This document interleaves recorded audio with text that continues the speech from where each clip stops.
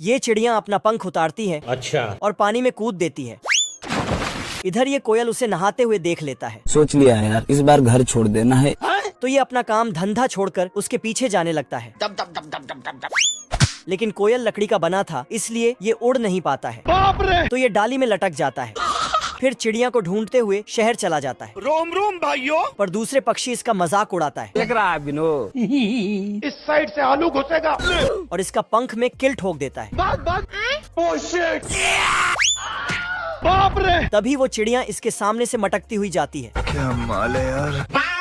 तो इसका दिल साला चिड़िया के पीछे पीछे जाने लगता है। लेकिन इसको कोयल देखता है कि चिड़िया पिंजरे में बंद है, तो ये अंदर जाके पिंजरे को तोड़ देता है। लेकिन सब हंसने लगते हैं क्योंकि चिड़िया स्टेज शो कर रही थी।